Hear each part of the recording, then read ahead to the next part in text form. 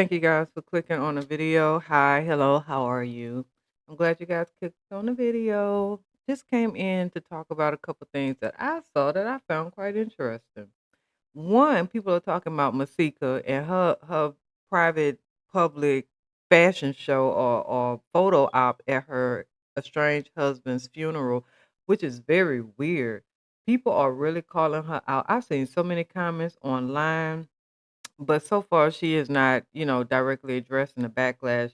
She's choosing instead to, like, let the images stand as her public expression of her mourning. Whether the photos were meant as a tribute, closure, or personal healing in the moment, the internet is just like weighing in horribly, right? Now, at the heart of of this conversation, excuse me, at the heart of this conversation is a difficult truth, right? Like, grief does not follow one path.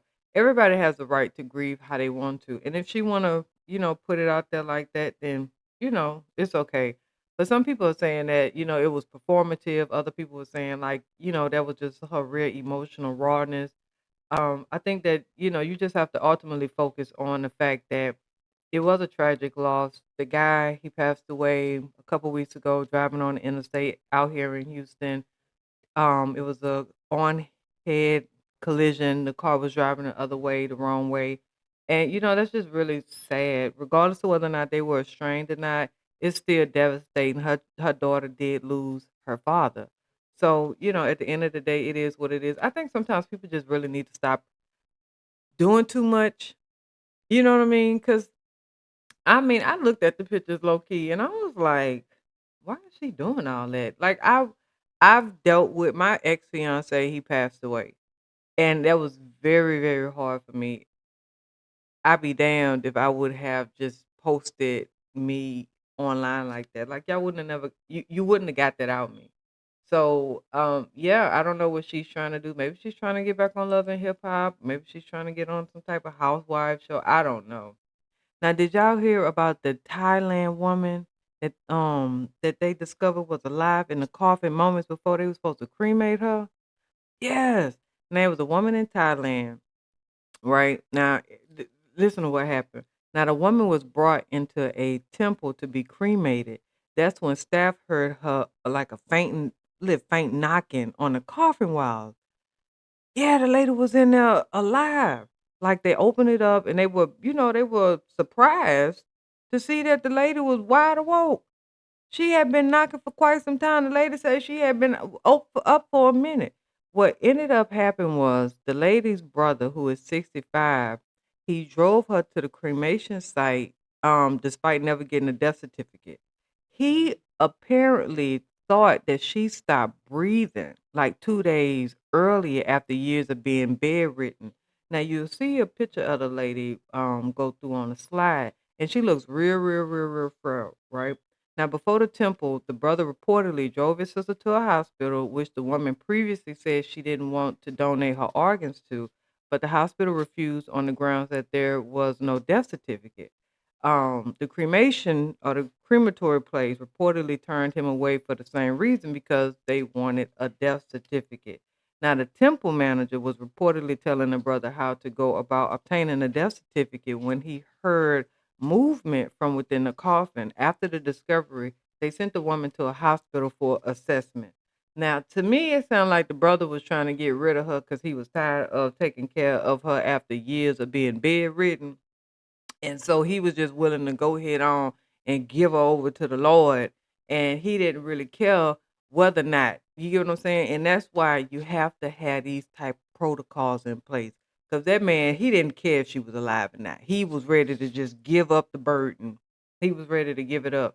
So I'm glad that that she was able to knock her way out of the heavens gates, because that's just not where you want. One day we gotta go. I just don't want it to be today.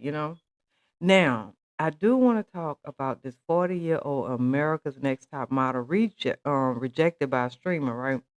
Now, she is actually suing. Do you hear me?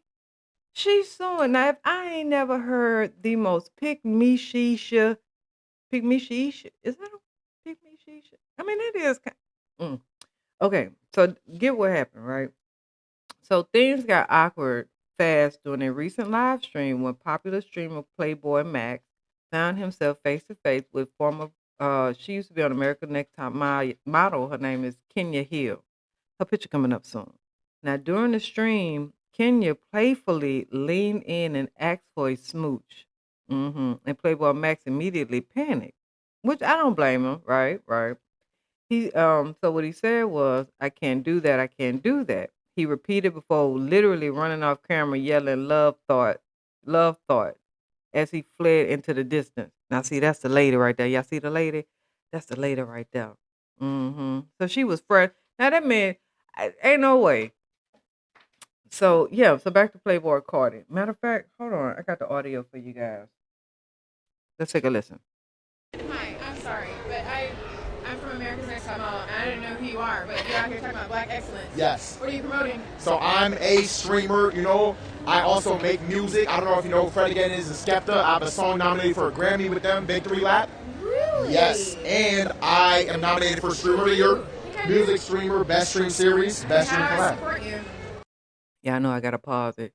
Let's get to it. Right here, support black business. What's your name? Should I put you on my stories? Right Yes, now? yes, yes. You Support should. your black business? 100%. We're here with Black Boy Max. Black Boy Max. Y'all know what time it is. All platforms. all platforms. You Make gotta sure y'all support vote. him. Oh, upside down. Make sure y'all vote. Vote. Exercise the right MLK fought for. Vote. Period. All platforms. Grammys and Streamer of the Year. Here, you talk to a lot of people. You have the time to. I can't. I'm sorry. I can't. Upside down. Make sure y'all vote. Vote. Exercise the right MLK fought for. Vote. Period. My bad. I thought this was gonna be too long, but they're getting to the point. All platforms. Grammys and Streamer of the Year. Let's do it. Come on. Okay, are you gonna give me a little smooch? I can't do that. I can't do that. I can't do that. I can't. I'm sorry. I can't.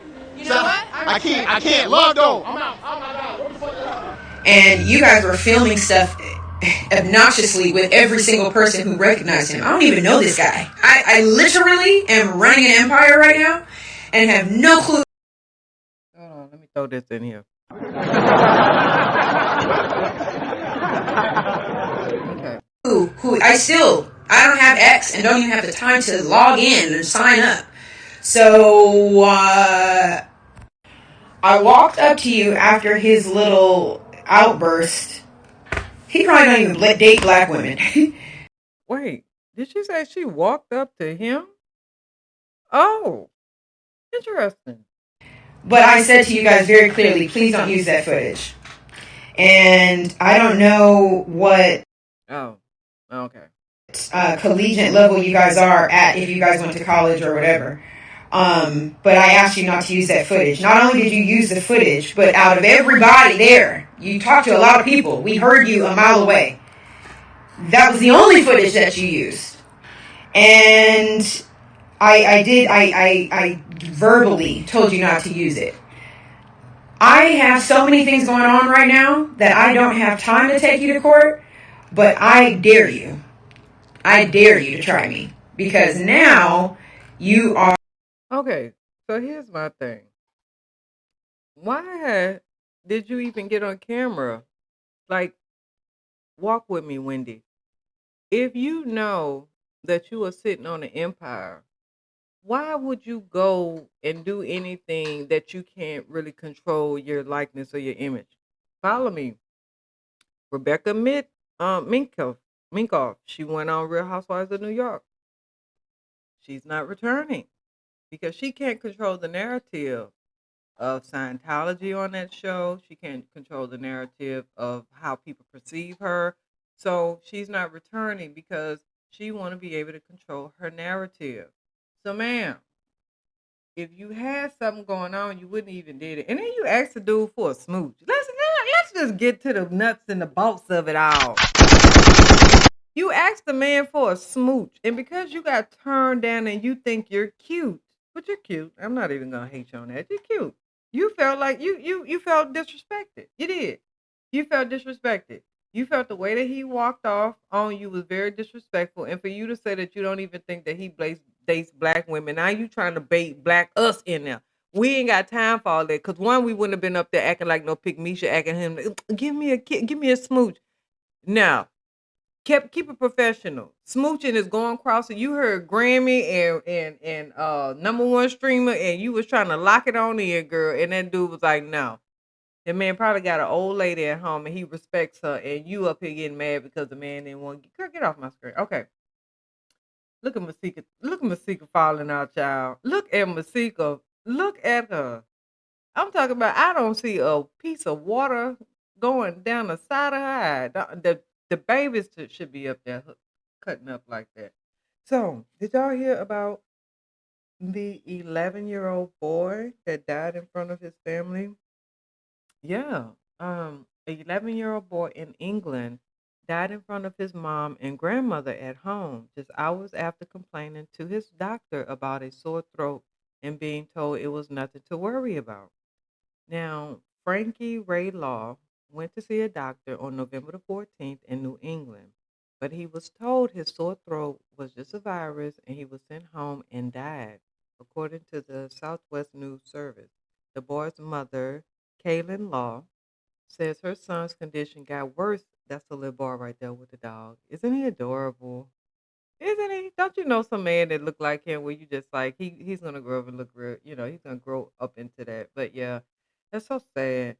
So the mom is saying that her son's condition got worse in a hurry later that night. She says he was laughing and playing around like usual when all of a sudden he started having trouble breathing.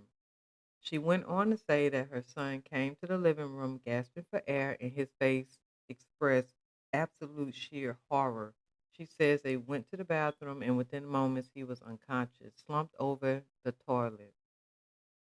She says his lips were gray and his eyes were glossy, and his grandma performed CPR for like 20 minutes, but he only opened his eyes for a couple of seconds and spat up some saliva before knocking out again. The mom called the paramedics, and her son was rushed to a hospital where doctors put him on a ventilator and told her the chances of his survival was very thin. She says she was told that he would have brain damage if he survived, and so she ultimately pulled the plug. The cause of death is still unclear. She has no clue what was wrong with him, and she feels like she failed him, as a mom. That is so sad. That is absolutely horrible. Just imagine. I mean, I don't want to imagine, but I really feel sorry for her. That's the mom and the son together. Yeah, I really feel sorry for that. That's just, 11 and I don't know. Okay, let's move to something different. I saw that and I was like, what? An 11-year-old? What in the world? So, okay. So for my Nicki Minaj fans, and I'm a Nick, okay, so I don't know how to feel to be honest with you, right? Like I've given Nicki Minaj, and I don't know these people personally, so don't take it like I'm a diehard. I fight somebody. It's not that serious.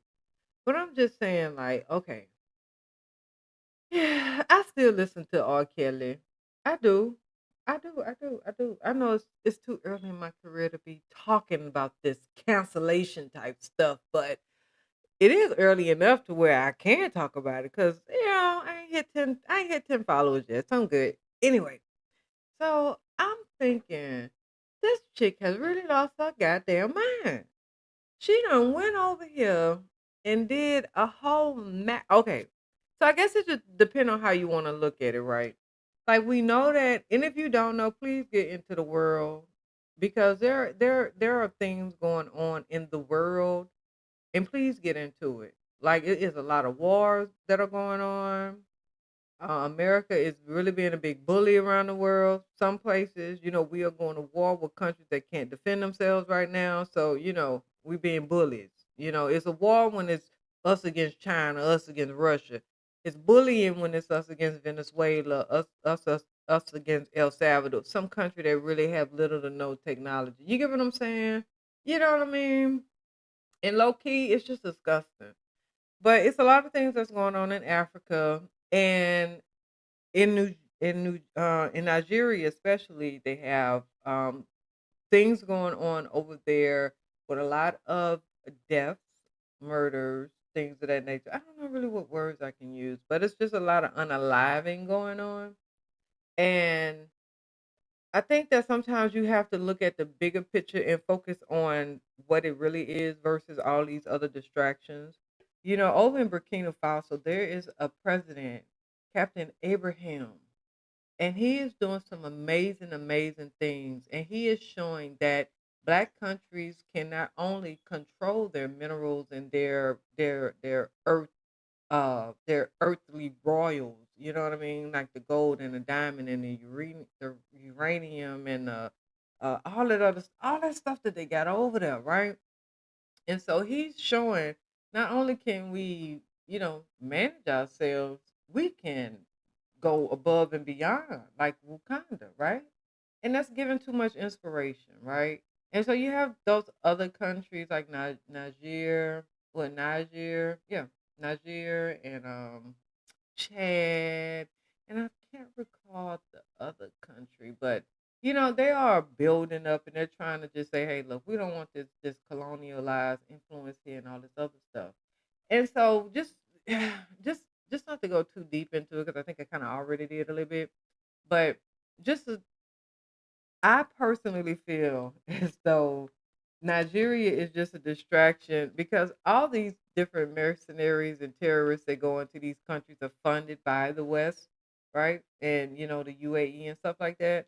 So it be like Americans sending in people to cause this chaos, and then America saying, "Well, let us help you fix this chaos that we don't even know about." But y'all started it, right? And so I really do. This is my personal belief. I think that they're trying to go into Nigeria. They're trying to start this whole thing with Nigeria against Muslims because they're saying Muslims are killing Christians. And to be honest, Muslims and people kill, right? I'm not saying that this is right. What I am saying is that we have to look at who is paying the people that are going over there starting this Muslim on Christian thing, right? Because at the end of the day, they're gonna start trying to attack Muslims. And why not go after Captain Abraham? Because why not destroy? We don't need another Libya. We don't need free education. We don't need universal care. We don't need no poverty. We don't know. So I really just I think I might just cut this video down because I think I went too deep into it and I ain't really trying to do all that. But anyway, let's move on. So Nicki Minaj is sparking major buzz after, hinting that she's a MAGA and texting President Trump. Now, Nicki has the internet in full meltdown, right? Like after she revealed that she has a direct texting relationship with Trump, she sparked speculation about her political leaning and where she truly stood at. And, of course, she made headlines to sparking up different comments online, but she had spoke at the United Nations about the prosecution of Christians in Nigeria, calling attention to reports of violence and urging international awareness. Now, I think that you have to look at where it all stems at. If you go to what I just don't understand why people just don't see what it is. Like it is Zionists that are just creating all these different havocs around the world. And you know what I'm saying? Like if Zionists were black, they wouldn't be allowed to go anywhere. But because they are white, these people are openly creating hell. And I seen one philosopher that said that, like if Zionists topple the world, it's supposed to be like 1,000 years of darkness. Do you not understand how serious that's a darkness? Darkness? I can't even live in Alaska. When my ex husband when we were married and he had to go to Alaska, I didn't go to Alaska. You know how long it's dark in Alaska? I can't be nowhere where it's dark constantly.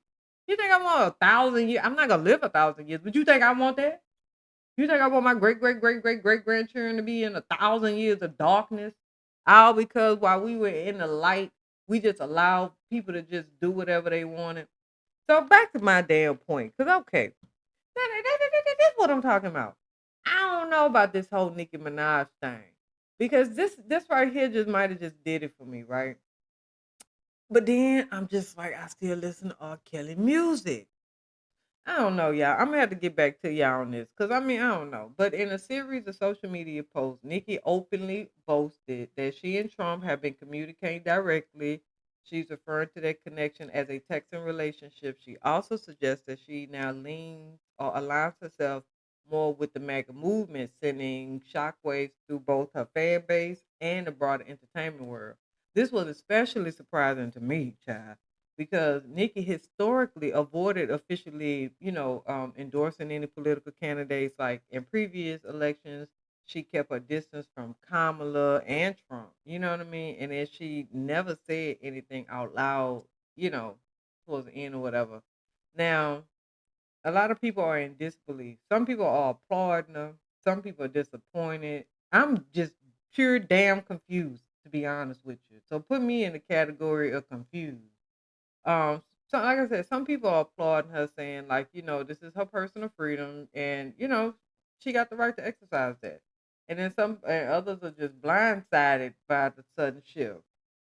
Social media immediately is split into two camps. You got some that are defending her right to evolve, the other questioning whether it is a genuine political stance or simply another headline moment. Now, Nikki's appearance at the United Nations gave her a platform that positioned her as a serious voice on humanitarian issues. But just days later, her political announcement redirected the attention back to celebrity drama related, rather than global advocacy, right? Because why? Critics argue that the moment undermines her earlier message, while supporters insist she, can care about international issues and still express her personal political alignment. I mean, you could do both. She could be multifaceted. What the hell? Now, whether this is a temporary statement or a long-time evolution remains unclear. What is clear is that Nicki Minaj once again has the internet talking, speculating, and refusing to believe her. Because a lot of people they don't believe it. I don't know why people tell you who they are, you still don't want to believe them. Now Nikki has never been known for playing it safe, staying quiet or staying predictable. From music to motherhood to now political discourse, she continues to move, on her own terms. Now the only question that's left is which way she going, because you don't know where she going. But I know them Barbs is watching, because them some crazy heifers, child. Them are some crazy heifers. Now, let me tell you about this real quick, and then I'm gonna tell you about Beyonce. Then we're gonna get up off of here. Now, I did not know that Danny Glover has suffered a stroke. This is America. Don't let it catch you. Yeah, I remember Danny Glover. His picture about to come up, child. So yeah, he had shocked me, baby. He had revealed that he had a stroke and multiple health scares, where the real reasons why he had canceled his New World tour. Now the artist opened up during his set at the Camp Flog Festival on Saturday, telling fans that things got serious fast when he was on the road last year. So I'm about to let him tell y'all because I love him. Hold on. You guys voted for a Where Have I Been monologue.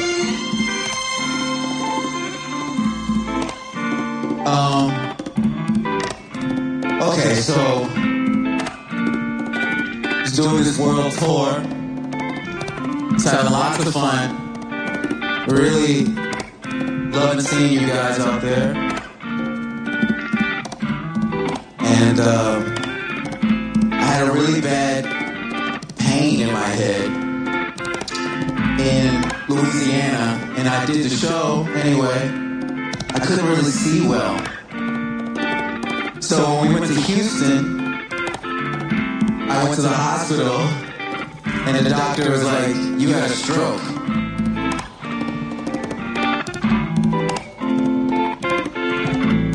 And the first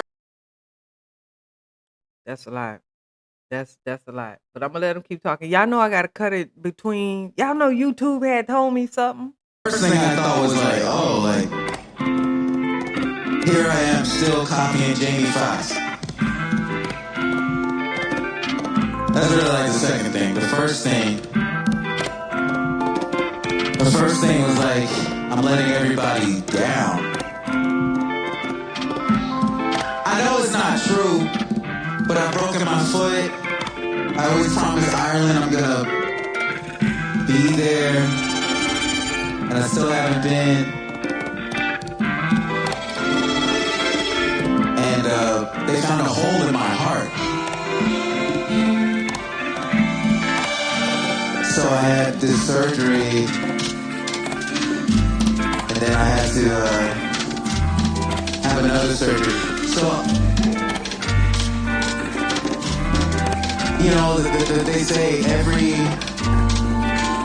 has Oh my goodness. I didn't know he had went through all that. We got about 50 more seconds, child. 2 lives until they realize, no, everybody has 2 lives, and the second life starts when you realize you have one. You got one life, guys. And I gotta be honest, the life I've lived with you guys has been such a blessing. I love singing and performing for you guys. As my wife says, which I love, she's like, if this life is a flavor, as soon as I'm done, give me another scoop.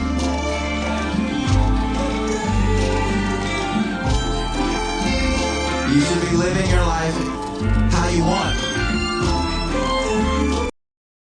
All right, all right. They're playing a lot of the music in the background, but yeah, yeah, live your life.